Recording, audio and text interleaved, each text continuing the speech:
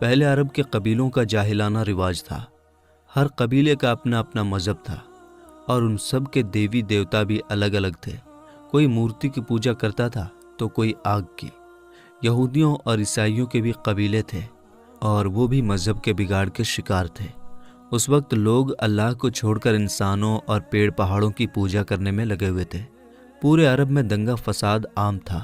عورتیں اور بچے محفوظ نہیں تھے۔ لوگوں کی جان اور مال کی حفاظت کی کوئی گارنٹی نہیں تھی۔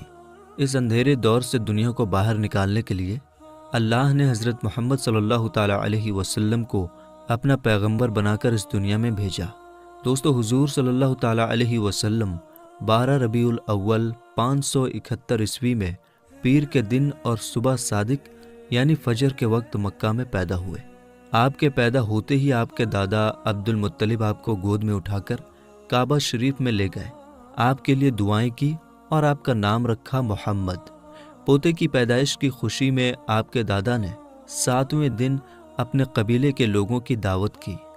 لوگوں نے آ کر آپ کے دادا سے پوچھا کہ آپ نے ان کا نام محمد کیوں رکھا ہے؟ تو آپ کے دادا نے جواب دیا کہ میں چاہتا ہوں کہ میرے پوتے پر اسلام کا اثر پڑے، اور آپ کی والدہ سیدہ آمنہ نے آپ کا نام احمد رکھا۔ دوستو، پیغمبر حضرت محمد مصطفیٰ صلی اللہ تعالیٰ علیہ وسلم جب پیدا ہوئے تو آپ کی ختنہ پہلے سے ہی کی ہوئی تھی اور آپ کی آنکھوں میں سرما بھی لگا ہوا تھا اور آپ کا تمام بدن پاکیزہ تھا۔ جب آپ کے دادا عبد المطلب نے اپنے پوتے کو ختنہ شدہ اور ناف کٹا ہوا پایا تو وہ بہت زیادہ خوش ہوئے اور فرمایا کہ میرا پوتا بڑی نرالی اور بڑی شان والا ہوگا۔ اور یہی نہیں، جب آپ صلی اللہ تعالیٰ علیہ وسلم پیدا ہوئے تو آپ کی مٹھی مبارک بھی بند تھی، مگر شہادت والی انگلی آسمان کی طرف اٹھی ہوئی تھی اور ایسا لگ رہا تھا جیسے خدا کی وحدانیت کا اقرار کر رہی ہے۔ دوستو، جب حضرت محمد صلی اللہ تعالیٰ علیہ وسلم پیدا ہوئے تو اس وقت عرب میں یہ رواج ہوا کرتا تھا کہ شہر کے بڑے لوگ اپنے بچوں کو دودھ پلوانے کے لیے اور پلنے بڑھنے کے لیے دیہاتوں میں بھیج دیا کرتے تھے، تاکہ گاؤں دیہات کی کھلی ہوا میں رہ کر ان کا بچہ خوب صحت مند بنے۔ کیونکہ دوستو، اس زمانے میں گاؤں دیہات کا موسم شہروں کے مقابلے زیادہ صاف ستھرا اور زیادہ اچھا ہوا کرتا تھا۔ اسی وجہ سے گاؤں دیہات میں پلے بچے زیادہ صحت مند اور موٹے تازے ہوا کرتے تھے۔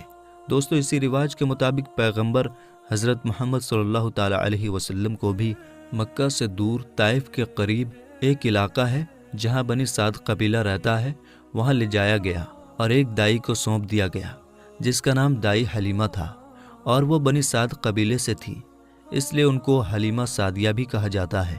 دوستو، دائی حلیمہ بہت غریب گھرانے سے تھی، اس لیے انہوں نے آپ صلی اللہ تعالیٰ علیہ وسلم کی پرورش کا ذمہ لیا، یہ سوچ کر کہ 2 سال ان کی پرورش کروں گی تو اس کے بدلے میں مجھے کچھ مال مل جائے گا تاکہ اس سے ان کی زندگی کا گزر بسر اچھی طرح سے ہو سکے۔ دوستو، جیسے ہی حضرت آمنہ نے اپنے پیارے بیٹے حضرت محمد صلی اللہ تعالیٰ علیہ وسلم کو دائی حلیمہ کے حوالے کیا، اور جو ہی دائی حلیمہ نے آپ صلی اللہ تعالیٰ علیہ وسلم کو اپنی گود میں اٹھایا تو اسی وقت سے دائی حلیمہ کی زندگی میں رحمت اور برکت ہونی شروع ہو گئی۔ دوستو، اس وقت عربوں میں یہ رواج تھا کہ بچے کی پرورش کا ذمہ 2 سال کا ہوا کرتا تھا، اور ہر 6 مہینے کے بعد بچے کو اس کے گھر والوں سے ملانا ہوتا تھا۔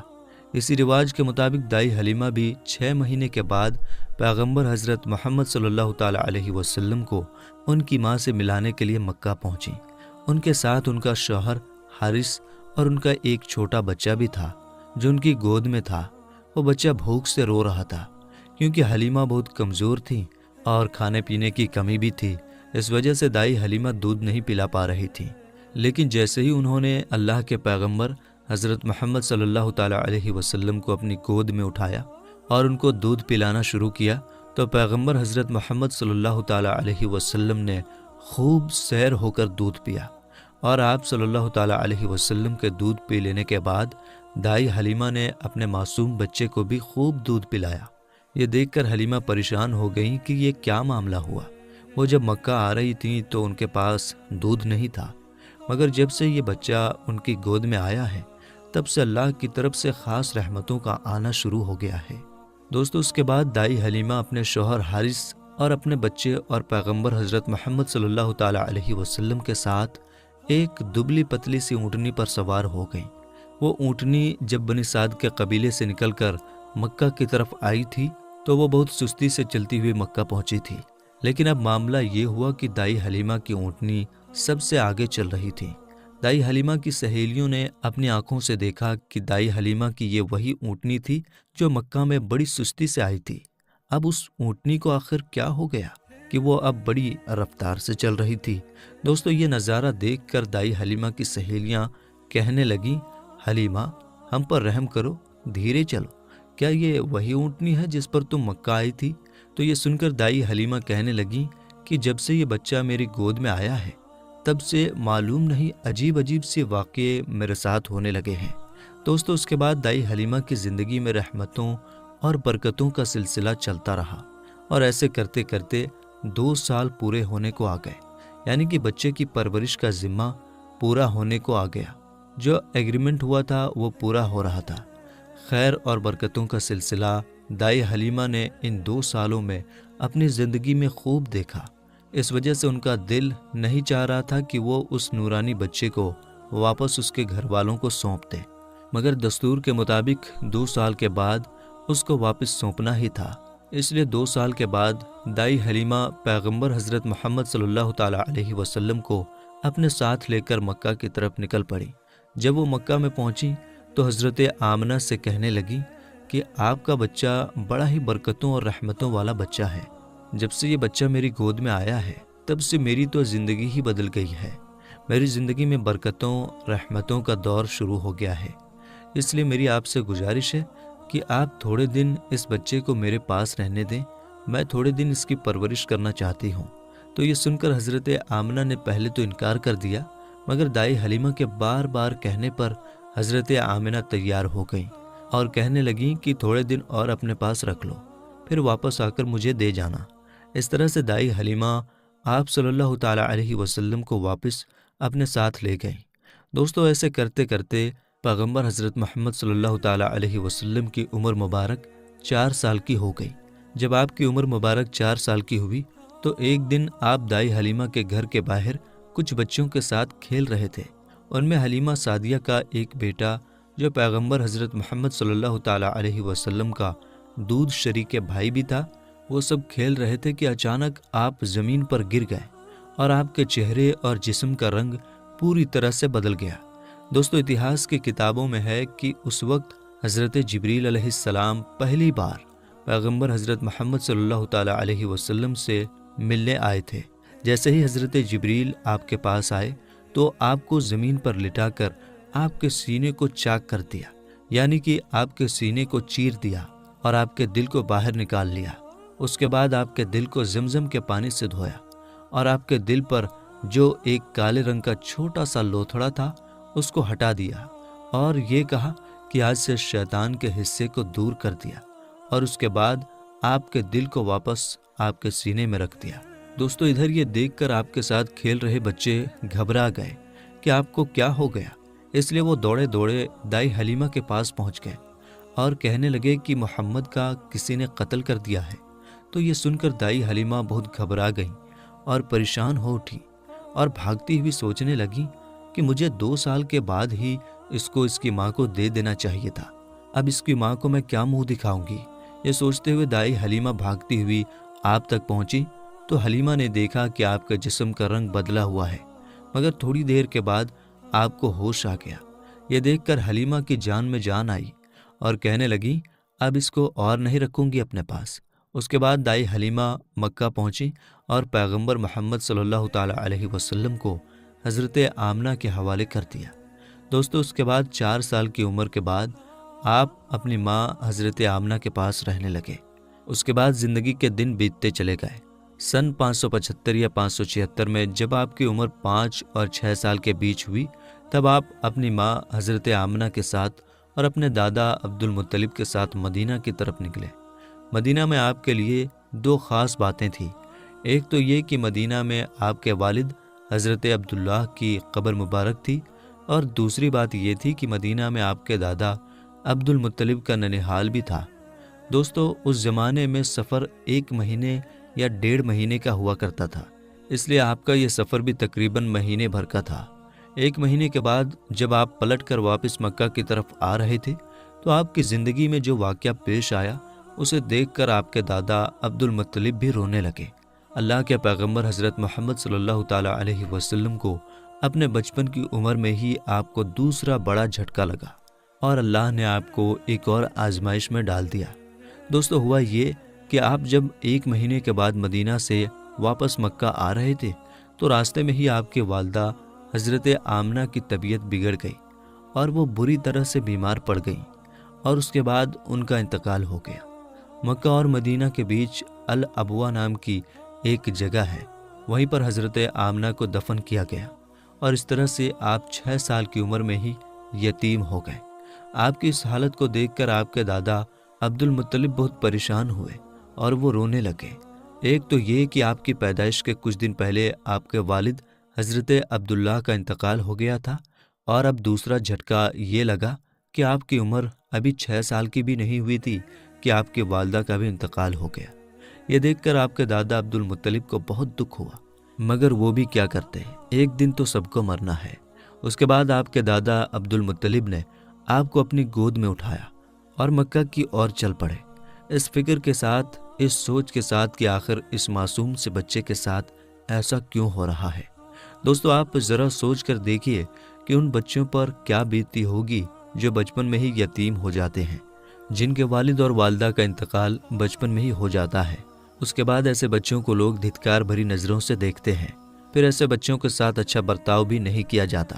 مگر آپ کے ساتھ اللہ کی مدد تھی، جیسا کہ اللہ نے خود قرآن پاک میں ارشاد فرمایا ہے کہ آپ کے یتیم ہونے پر اللہ کی مدد آپ کے ساتھ تھی۔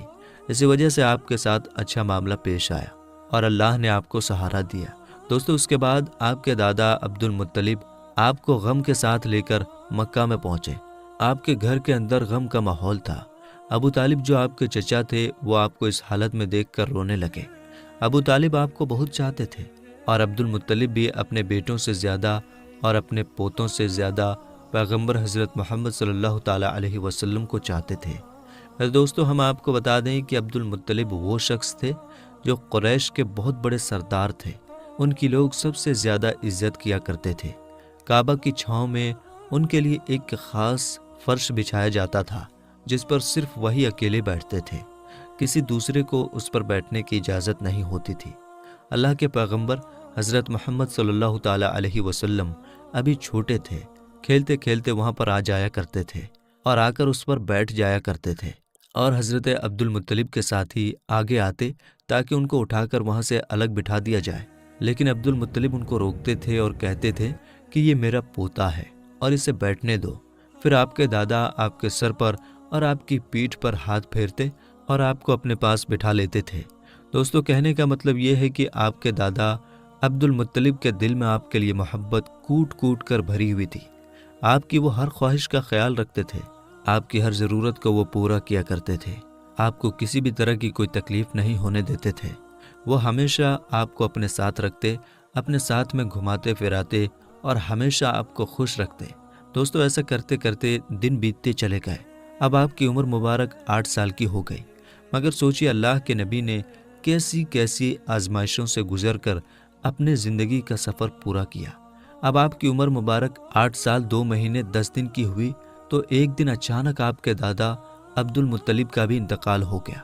مرتے وقت آپ کے دادا نے آپ کی پرورش کا ذمہ ابو طالب کو سونپ دیا۔ ابو طالب آپ کے سگے چچا تھے۔ دوستو، ذرا سوچئے اس بچے پر کیا گزرتی ہوگی جس کے بچپن میں نہ تو ماں کا ساتھ ہوتا ہے اور نہ ہی باپ کا ساتھ، ایک دادا کا سہارا ہوتا ہے، وہ بھی چلا جاتا ہے۔ اس کے بعد آپ کی پرورش کا ذمہ آپ کے چچا ابو طالب اٹھاتے ہیں۔ دوستو، اس کے بعد ابو طالب نے آپ کو سہارا دیا، آپ کی ہر طرح سے حفاظت کی، آپ کی دشمنوں سے، تلوار سے، ہر طرح سے آپ کو محفوظ رکھا اور آخری سانس تک آپ کی مدد کرتے رہے۔ حالانکہ ابو طالب پیسے والے نہیں تھے، پھر بھی آپ کو کسی بھی بات کی کمی محسوس نہیں ہونے دی۔ آپ جس بھی چیز کی خواہش کرتے تھے آپ وہ پوری کر دیتے تھے۔ میرے دوستو، اس کے بعد دن بیتتے چلے گئے۔ ابو طالب جب بھی کسی سفر پر جاتے تو آپ حضرت محمد صلی اللہ تعالیٰ علیہ وسلم کو اپنے ساتھ لے کر جاتے، کیونکہ اس زمانے میں سفر بہت لمبا ہوا کرتا تھا، 1 ڈیڑھ مہینے کا سفر ہوتا تھا۔ اور ابو طالب نہیں چاہتے تھے کہ یہ معصوم سا بچہ جس کے نہ والد نہ والدہ کا سہارا ہے نہ کوئی دادا کا سہارا ہے، اس کو کسی اور کے بھروسے چھوڑ کر جاؤں اور اس کو تکلیف ہو۔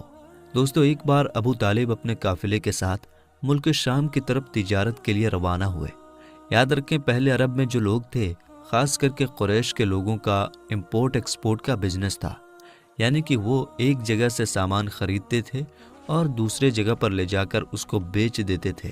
اس طرح سے وہ لوگ سامان خریدتے اور بیچتے تھے۔ اسی کام کے سلسلے میں ابو طالب اپنے قافلے کے ساتھ ملک شام کی طرف نکلے۔ ساتھ میں آپ نے حضرت محمد صلی اللہ تعالیٰ علیہ وسلم کو بھی لے لیا اور آپ کو ایک اونٹنی پر سوار کر دیا۔ ابو طالب کا جب یہ قافلہ ملک شام کے بارڈر پر پہنچا تو رات ہو چکی تھی، اس لیے انہوں نے وہیں پر اپنا پڑاؤ ڈالا تاکہ وہ وہیں پر رات گزار سکیں اور اپنی تھکان دور کر سکیں۔ دوستو، ہم آپ کو بتا دیں کہ اس زمانے میں راہب ہوا کرتے تھے جو ایک جگہ سے دوسری جگہ پیدل جایا کرتے تھے۔ اس زمانے میں ایک عیسائی راہب تھا، یعنی کہ کرسچن راہب تھا، جو لوگوں کی رہنمائی کرتا تھا۔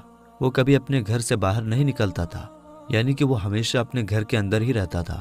جب اس کو معلوم چلا کہ ان کے سامنے کسی نے پڑاؤ ڈالا ہے تو وہ دوڑتا ہوا ان کے پاس آیا اور پیغمبر حضرت محمد صلی اللہ تعالیٰ علیہ وسلم کو لے لیا اور ابو طالب سے کہنے لگا کہ یہ بچہ ساری دنیا کا سردار بن کر آیا ہے۔ اس کی یہ بات سن کر ابو طالب حیران ہوئے اور پوچھنے لگے کہ تمہیں کیسے پتا؟ تم کو کس نے بتایا ہے کہ یہ بچہ ساری دنیا کا سردار بن کر آیا ہے؟ تو اس راہب نے کہا کہ جب تم اس گھاٹی سے ادھر اس گھاٹی میں آ چکے تھے تو اس گھاٹی میں ایسا کوئی بھی درخت اور پتھر نہیں تھا جو اس بچے کو دیکھ کر نہ جھکا ہو، اور پتھر اور درخت صرف انہی لوگوں کے آگے جھکتا ہے جس کو اللہ اپنا پیغمبر بنا کر بھیجتا ہے۔ اس کے بعد وہ کہنے لگا، تم اس بچے کو ملک کے ساتھ ساتھ لے کر مت جانا، کیونکہ آگے یہودیوں سے ان کو خطرہ ہے، کہیں وہ اس کا قتل نہ کر دیں، اور میں اس بچے کو اچھی طرح سے پہچانتا ہوں کیونکہ تورات اور انجیل میں ان کے رسول ہونے کا ذکر آیا ہے، اور میں اس بچے کو اچھی طرح سے پہچانتا ہوں۔ ان کی پیٹھ کے نیچے ایک سیب کی طرح جو نبوت کی مہر لگی ہے، اس مہر سے بھی میں ان کو پہچانتا ہوں، لہٰذا تم انہیں ملک شام لے کر مت جانا۔ دوستو، اب ابو طالب کو اس راہب کی باتوں پر یقین آ چکا تھا کہ وہ جو کہہ رہا ہے بالکل سچ کہہ رہا ہے۔ اس کے بعد ابو طالب نے کسی شخص کے ذریعے سے پیغمبر محمد صلی اللہ تعالیٰ علیہ وسلم کو واپس مکہ میں پہنچا دیا، کیونکہ ابو طالب کو اب یہ معلوم ہو چکا تھا کہ یہ جو بچہ ہے یہ کوئی معمولی بچہ نہیں ہے، یہ بچہ خاص مرتبے والا بچہ ہے۔ اس کے بعد ابو طالب آپ کی پرورش اور آپ کی حفاظت کے معاملے میں اور زیادہ چوکنا ہو گئے اور آپ کی ہر طرح سے حفاظت کرنے لگے۔ اس کے بعد جب آپ جوان ہو گئے تو آپ صلی اللہ تعالیٰ علیہ وسلم کی سچائی اور ایمانداری کو دیکھ کر ایک بار حضرت خدیجہ رضی اللہ تعالیٰ عنہا نے آپ کو اپنا مال دے کر شام میں تجارت کے لیے بھیجا اور ساتھ میں اپنے ایک غلام کو بھی لگا دیا۔ اللہ کے فضل و کرم سے تجارت میں بہت فائدہ ہوا۔ حضرت خدیجہ کے غلام جن کا نام مسیرہ تھا، انہوں نے بھی آپ کی ایمانداری اور اچھے اخلاق کی خوب تعریف کی۔ یہ دیکھ کر حضرت خدیجہ آپ کی طرف مائل ہوئے، یعنی کہ حضرت خدیجہ آپ صلی اللہ تعالیٰ علیہ وسلم سے بہت پربھاوت ہوئی، اور اس کے بعد آپ نے خود ہی پیغمبر محمد صلی اللہ تعالیٰ علیہ وسلم کو نکاح کرنے کا پیغام بھیجا۔ دوستو، ہم آپ کو بتا دیں کہ حضرت خدیجہ رضی اللہ تعالیٰ عنہا عرب میں ایک کامیاب بزنس وومن تھی، اور اپنے ویاپار سے ہوئی کمائی کو حضرت خدیجہ غریب، اناتھ، ودوا اور بیماروں میں بانٹا کرتی تھی۔ انہوں نے انگنت غریب لڑکیوں کی شادی کا خرچہ بھی اٹھایا تھا، اور اس طرح ایک بے حد نیک اور سب کی مدد کرنے والی عورت کے روپ میں اسلام میں ہی نہیں بلکہ پوری دنیا کے اتہاس میں ان کا بڑا یوگدان رہا ہے۔ یعنی کہ حضرت خدیجہ ہمیشہ غریب لوگوں کی اناج اور کپڑوں سے مدد کیا کرتی تھیں۔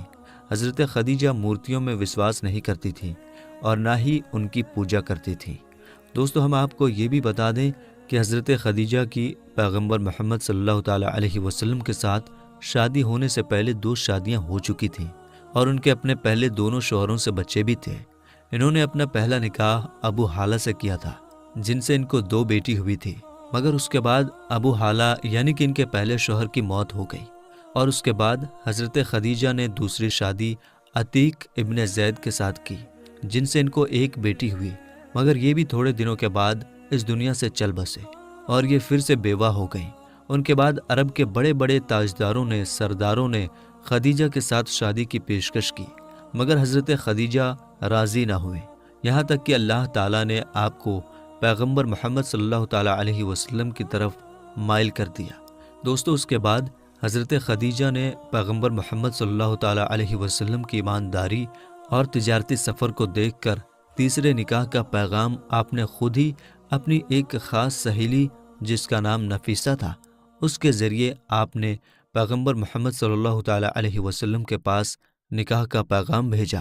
تو یہ سن کر پیغمبر حضرت محمد صلی اللہ تعالیٰ علیہ وسلم نے یہ کہہ کر انکار کر دیا کہ وہ اس کے بارے میں پہلے اپنے چچا ابو طالب اور اپنی چاچی سے بات کریں گے، اس کے بعد میں ہی وہ اس کے بارے میں آپ کو بتائیں گے۔ دوستو، اس کے بعد پیغمبر حضرت محمد صلی اللہ تعالیٰ علیہ وسلم نے اس پیغام کے بارے میں اپنے چچا ابو طالب سے بات کی، یعنی کہ ان کو اس پیغام کے بارے میں بتایا۔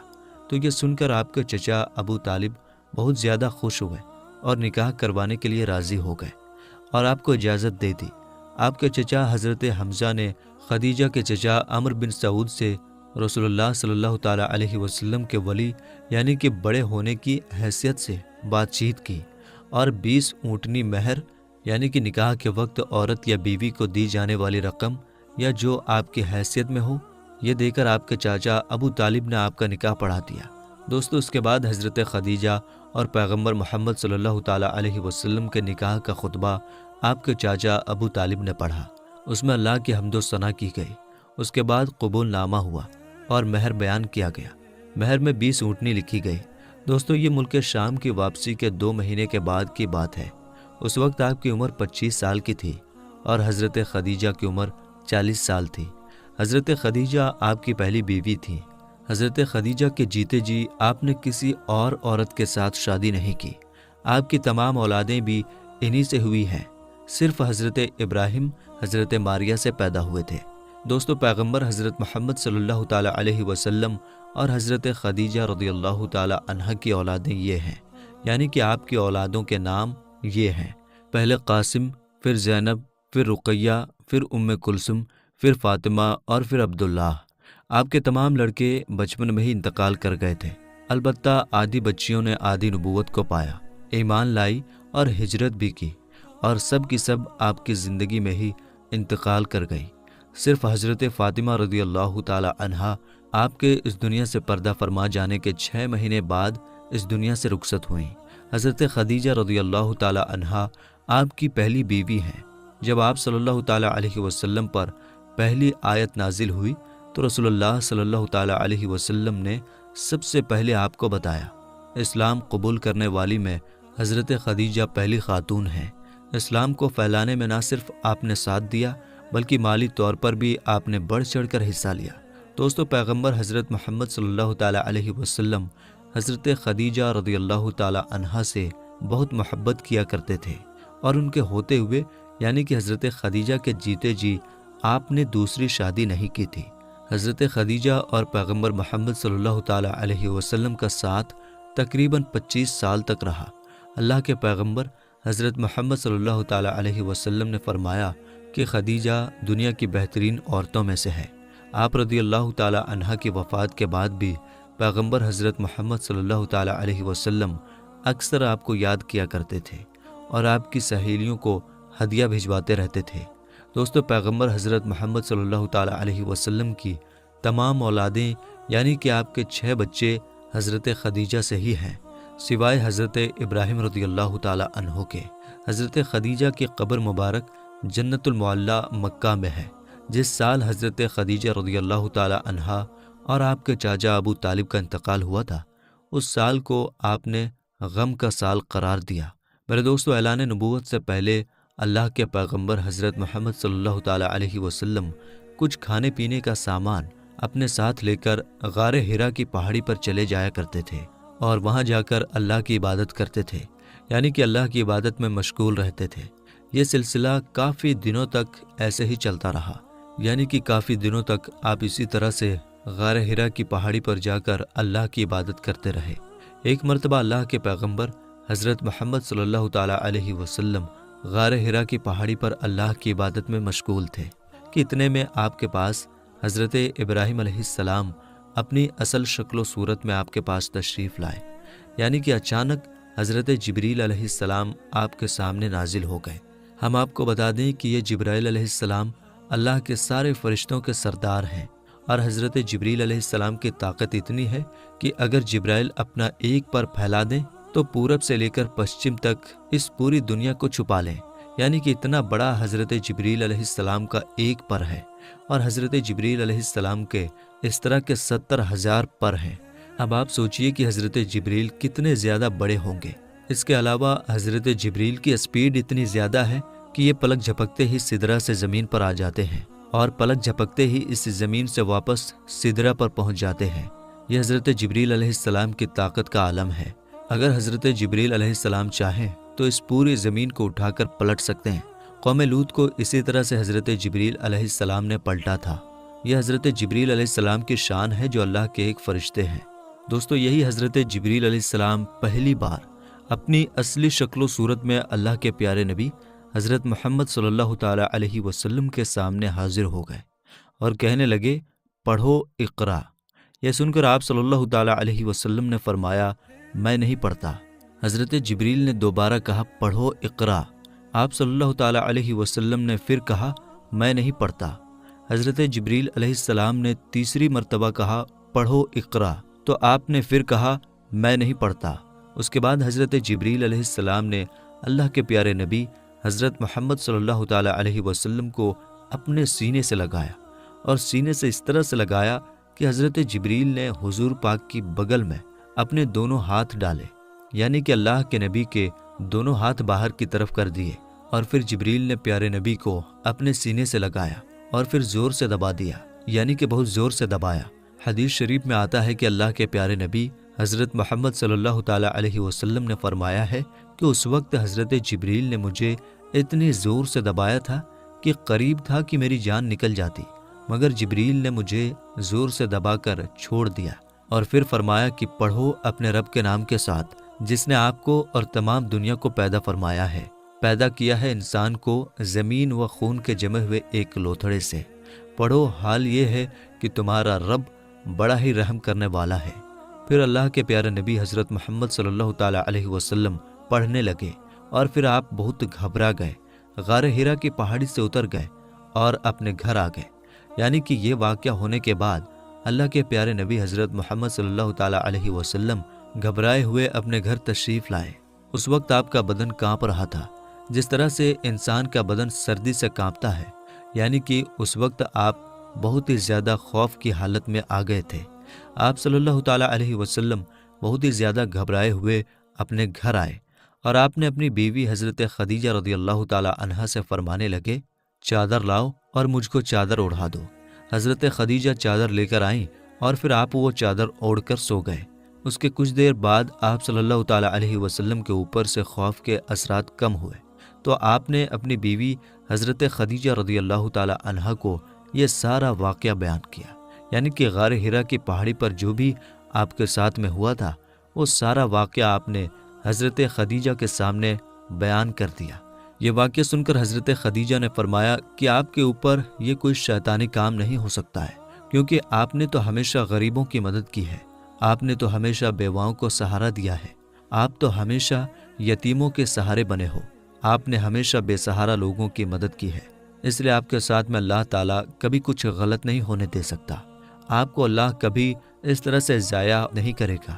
دوستو، اس کے بعد میں حضرت خدیجہ اللہ کے پیارے نبی حضرت محمد صلی اللہ تعالیٰ علیہ وسلم کو ساتھ میں لے کر اپنے چچا زاد بھائی حضرت براق ابن نوفل کے پاس پہنچے، جو کہ اس وقت یہودیوں کے ایک بہت بڑے عالم ہوا کرتے تھے۔ یہ اصل میں پہلے مشرک تھے، یعنی کہ بت پرست تھے، لیکن یہ بہت ہی زیادہ تعلیم یافتہ تھے، اس لیے بعد میں انہوں نے عیسائی دھرم کو قبول کر لیا تھا، اور پھر انہوں نے تورات اور انجیل کو حفظ بھی کر لیا تھا، یعنی کہ یہ اس وقت تورات کے ایک بہت ہی بڑے عالم تھے۔ اس لیے حضرت خدیجہ اللہ کے پیارے نبی حضرت محمد صلی اللہ تعالیٰ علیہ وسلم کو ساتھ میں لے کر اپنے چچا زاد بھائی کے پاس پہنچی اور جا کر سارا واقعہ بیان کر دیا۔ حضرت براق ابن نوفل کے اس وقت اپنے بڑھاپے کی وجہ سے بینائی چلی گئی تھی، یعنی کہ اس وقت وہ دیکھ نہیں پا رہے تھے۔ جب انہوں نے اللہ کے نبی حضرت محمد صلی اللہ تعالیٰ علیہ وسلم کی حالت سنی تو پوچھنے لگے کہ آپ کو کیا ہوا؟ تو آپ صلی اللہ تعالیٰ علیہ وسلم نے فرمایا کہ میں غار ہرا کی پہاڑی پر اللہ کی عبادت میں مشغول تھا۔ اتنے میں میرے پاس اس طرح سے ایک بہت بڑا شخص اچانک میرے سامنے آ گیا اور پھر کہنے لگا کہ پڑھو۔ جب میں نے نہیں پڑھا تو اس نے پھر اپنے سینے سے لگا کر مجھ کو بہت ہی زور سے دبایا، پھر میں نے پڑھنا شروع کر دیا۔ اب دوستو، جیسا کہ ہم نے آپ کو پہلے بتایا کہ حضرت براق ابن نوفل اس وقت کی تورات اور انجیل کے ایک بہت بڑے عالم تھے، اس لیے وہ اللہ کے آخری نبی کے آنے کی تمام نشانیوں کے بارے میں اچھی طرح سے جانتے تھے۔ اس لیے وہ یہ سن کر کہنے لگے کہ اللہ کی قسم، جو بھی آپ کے پاس میں آیا تھا وہ وہی اللہ کا فرشتہ تھا جو حضرت موسیٰ اور حضرت عیسیٰ علیہ السلام پر نازل ہوتا تھا، یعنی کہ جو فرشتہ حضرت موسیٰ اور حضرت عیسیٰ کے پاس آتا تھا وہ فرشتہ آپ کے پاس میں آیا تھا، اور ان قریب ہے کہ اب آپ کی قوم آپ کو علاقے سے، آپ کو اپنے شہر سے باہر نکال دے گی، کیونکہ آج تک جس نے بھی حق کی آواز اٹھائی ہے، جتنے بھی آج تک نبی اس دنیا میں آئے ہیں، ان سب کو اسی طرح سے سزا دی گئی ہے۔ کیونکہ حضرت براق ابن نوفل تورات اور انجیل کے بہت بڑے عالم تھے، اس لیے وہ اللہ کے آخری نبی کے آنے کی تمام نشانیوں سے اچھی طرح سے واقف تھے، اس لیے انہوں نے یہ ساری باتیں آپ کو بتا دیں، اور انہوں نے اس سے پہلے حضرت خدیجہ سے بھی یہ سن چکے تھے کہ وہ پیغمبر حضرت محمد صلی اللہ تعالیٰ علیہ وسلم سے نکاح بھی اس لیے کیا تھا کہ آپ سچے ہیں، آپ امانت دار ہیں۔ یہ ساری باتیں بتا کر پھر حضرت براق ابن نوفل فرمانے لگے، اگر میں اس وقت تک زندہ رہا تو میں تمہاری ضرور مدد کروں گا۔ اس کے بعد یہ سن کر وہیں پر حضرت خدیجہ نے آپ کا پہلا کلمہ پڑھ لیا، یعنی کہ حضرت خدیجہ پہلی خاتون تھیں جو آپ پر ایمان لے آئی، اور دوسرے حضرت براق ابن نوفل تھے جس نے آپ صلی اللہ تعالیٰ علیہ وسلم کی تصدیق کی، یعنی آپ کے بارے میں بتایا، یعنی کہ دوسرا کلمہ انہوں نے پڑھا۔ تو میرے دوستو، آگے کا واقعہ انشاءاللہ ہم اپلوڈ کریں گے، اس لیے چینل کو ضرور سبسکرائب کر لیجیے گا۔ ملیں گے انشاءاللہ تعالیٰ اگلی ویڈیو میں۔ السلام علیکم، اللہ حافظ۔